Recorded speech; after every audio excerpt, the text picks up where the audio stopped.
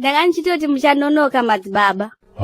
Kana pinda henyu kamuchovha wemunhu waMwari tiende hedu.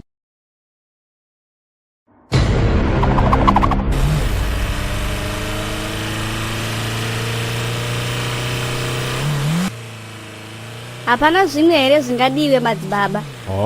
Musatye henyu murandakadzi. Anything chingazodiwa, don't worry, everything will be on my cost. And Madzibaba, you just look cool and handsome. Kuzoti dai musina ndebvu, haya, kandinyarare zvangu. Shuwa here murandakadzi.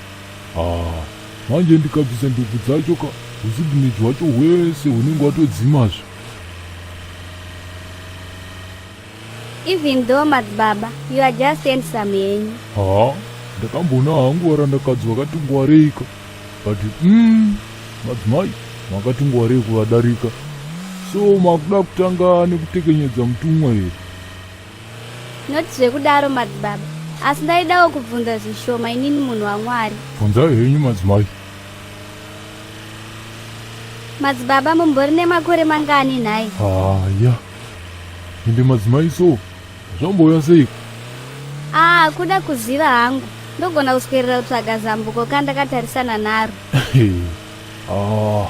Mazondinakidza murandakadzi. Anyway, you have to find out yourself. Ndakanzwa kamuchiti munoita zvakawanda madzimai. True, ndine mabusiness. Ndine buchari, bhawa nemakombi andakasirwa nababa vangu 10 years ago.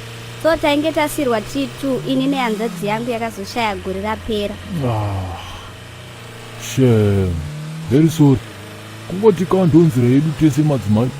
Chakangokosha ka kuziva kaMwari chete chete. Aiwa. Totenda Mwari, tabva tangosvika pamba.